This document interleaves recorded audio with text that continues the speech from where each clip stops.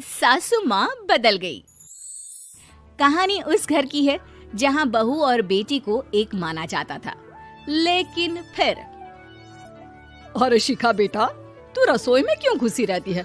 जा, रोटी मैं बना लूंगी। नहीं नहीं माँ जी, आप बैठिए, बस सारा खाना बन ही गया है। श्वेता को बोल देती हूँ, वो खाना लगा देगी सबका। सॉरी भाभी, मेरे पास वक्त नहीं है। माँ, मुझे पैसे देना, पार्लर जाना है। हाँ हाँ चली जाना, भाभी को भी ले जाना। वो भी जाने को बोल रही थी पार्लर, पर पहले ना मदद कर दे उसके खाना लगाने में। देख माँ, वो बहू है, उसे बहू रहने देना, इतना सर पर मत चढ़ा भाभी को। श्वेता, ज्यादा मत बोला कर। बहू और बेटी में कोई फर्क नहीं होता है। जा जाकर काम कर। ननद को माँ का भाभी से इस तरह प्यार करना बिल्कुल अच्छा नहीं लगता। वो बार बार किसी न किसी तरह माँ को भाभी के खिलाफ भड़काती रहती, लेकिन कोई फायदा ना होता। एक रोज, अरे बेटे किशन, जा बहू को कहीं घुमा कर ला, सारा दिन घर में काम करती रहती है। हाँ हाँ माँ, हम लोग जा रहे हैं ना गोवा। अच्छा जी, भाभी ने तो हमें बताया भी नहीं। वैसे तो सारी पंचायत करती है, ये गोवा वाली बात क्यों छुपा गई हमसे? अरे क्योंकि उसे खुद नहीं पता था बहन। मुझे टिकट सस्ती मिल रही थी तो मैंने बुक कर दिया। हाँ शिखा, पैकिंग कर ले, संडे हम जा रहे हैं गोवा। दोपहर में शिखा पैकिंग कर रही थी कि सास आ जाती है। ये क्या बहू, साड़ियाँ? अरे गोवा जा रही है घूमने या फिर शादी में मायके हैं? माँ जी, ऐसा कुछ है ही नहीं, समझ में नहीं आ रहा क्या रखूं कपड़े में। अरे तेरी और श्वेता की साइज तो एक ही है, उसके कुछ मॉडर्न कपड़े ले ले, आकर लौटा देना। हाँ माँ जी, ये ठीक रहेगा। शिखा श्वेता के पास जाती है और उससे कपड़े मांगती है। ना जी ना, मैं अपने कपड़े ना दूं, वैसे भी फैल जाएंगे मेरे कपड़े, बहुत महंगे वाले हैं।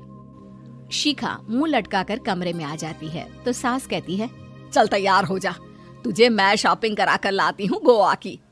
बस फिर क्या था, सास बहू निकल जाते हैं मार्केट और एक से बढ़कर एक ड्रेस खरीद कर घर आते हैं। पहले बता देती कि नए कपड़े दिलाने वाली है भाभी को, तो मैं अपने ही दे देती ना भाभी को, मुझे दिला देती नए कपड़े। देख श्वेता, परिवार का मतलब सबके साथ रहना होता है, ना कि सिर्फ अपना सोचना। वैसे भी तुझे अच्छे संस्कार सीखने चाहिए। और रही बात कपड़ों की, तो शिखा, आज से घर पर भी तू मॉडर्न कपड़े ही पहनेगी। कोई जरूरत नहीं है ये साड़ी वाड़ी लपेटने की। अब क्या था, घर पर श्वेता और शिखा एक जैसे रहते। एक बार पड़ोसन आती है। अरे बेटा, अपनी माँ को तो बुलाना, जरा बात करनी है। शिखा सास को बताती है और रसोई में चली जाती है। ये आपकी बेटी बहुत बड़ी हो गई है, इसके लिए एक रिश्ता है, कहो तो बता दूं। ये बेटी नहीं बहू है, घर में सब एक जैसा ही रहता है।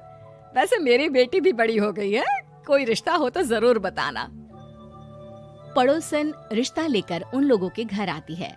तब श्वेता की होने वाली सास कहती है, तो ये घर है, कितने मंजिल का है? और ये बहू ने आपकी क्या पहन रखा है, जीन्स टॉप? अरे भाई, साड़ी वाड़ी नहीं है क्या इसके पास? देखिए, सर्दी है तो साड़ी में बहू कैसे मैनेज करती, वैसे पहनती है साड़ी भी। देखिए, हम लोग ठहरे पैसे वाले लोग, कोई कमी नहीं है हम लोगों के पास पैसों की, बहुत पैसे हैं, जमीन, नौकर चाकर, कार, सब कुछ है, लेकिन घर में संस्कारी बहू चाहिए, समझ रही हैं ना आप? सास कुछ कहती कि श्वेता बोल पड़ती है, हाय रे, नौकर चाकर से लेकर जमीन, कार, पैसा, हाँ, मुझे रिश्ता मंजूर है मुझे। अरे रुक जा श्वेता, मैं बात कर रही हूँ ना। देखिए, हम लोगों के घर इतनी आजादी नहीं मिलेगी। अरे हाँ कर देना माँ, हाँ कर दे जल्दी से। सास क्या करती, बेटी की शादी ऐसे घर में कर देती है जहाँ ना उनके विचार मिलते हैं और ना ही आचार। शादी के बाद एक रोज फोन पर, श्वेता बेटा, एक बार घर आ जा, बहुत दिल करता है तुझे देखने का।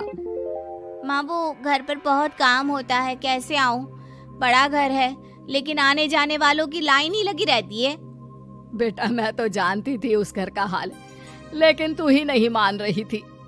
माँ देख, हर घर का यही हाल है। तेरी बेटी को यहाँ घूंघट हटाने की परमिशन नहीं है और एक तरफ भाभी स्कर्ट पहनकर घूम रही है। बेटा मुझे क्या पता था कि मेरी बेटी को ससुराल के नाम पर पिंजरा मिल जाएगा। अच्छा माँ, फोन रखती हूँ, सास को गर्मा गर्म रोटी खिलानी है। तुम लोगों की तरह नहीं कि एक रोटी बनाओ, एक सब्जी बनाओ, फिर सारा दिन फ्री होकर घूमो। सास फोन तो रख देती है, लेकिन सोच में पड़ जाती है कि एक तरफ बेटी जिसे कोई आजादी नहीं, वहीं दूसरी तरफ बहू जिसे देखकर लगता ही नहीं कि उसकी शादी भी हुई है। अगले रोज। शिखा, अरे ओ शिखा। हाँ माँ, क्या हुआ? कुछ चाहिए आपको? मैं जिम जा रही थी। जिम के कपड़ों में बहू को देखकर सास को घूंघट में अपनी बेटी का ख्याल आता है। देख बहू, घर में बहू की तरह रहा कर। इतने टाइट कपड़े पहनकर जिम जाना पसंद नहीं मुझे। जा जाकर रोटी बना। रोटी? माँ अभी तो शाम की 6 बजे हैं, इस वक्त रोटी? अब क्या मेरे खाने पीने पर भी पहरा है? अरे जब मर्जी तब मैं अपने घर में खा भी नहीं सकती क्या? बहू को अजीब लगता है। वो समझ नहीं पाती कि जो सास कल तक इतनी सपोर्टिव थी, उन्हें अचानक से क्या हो गया। वो किचन में जाती है, गरम रोटी के साथ 2 तरह की सब्जी, रायता, सलाद सब लेकर सास के पास आती है। माँ जी, खाना। इतना सारा खाना? राक्षस समझा है क्या मुझे? रोटी मांगी थी मैंने गर्मा गर्म बस। पर माँ जी, रोटी खाती किससे आप? सब्जी तो बनानी थी ना। अरे भूख मर गई मेरी तेरी बहस से। जा जाकर काम कर, अंदर पूरी रसोई साफ कर। बहू अंदर चली जाती है। थोड़ी देर में श्वेता घर आती है। अरे शिखा, जल्दी से चाय ला, पकवान बना, मेरी बेटी आई है। अरे नहीं नहीं माँ, ड्राइवर बाहर खड़ा है। मैं तो घर का कोई सामान खरीदने के बहाने यहाँ आ गई हूँ, मुझे जाना होगा। अरे बेटा, पर कितने दिनों बाद देख रही हूँ तुझे, रहने आ जाना 2-4 दिन के लिए। आ जाऊंगी माँ, जब मेरी सास मरेगी तब। मैं तो रोज मन्नत मानती हूँ कि मेरी सास मर जाए तो अच्छा है। अच्छा चल, जा रही हूँ माँ।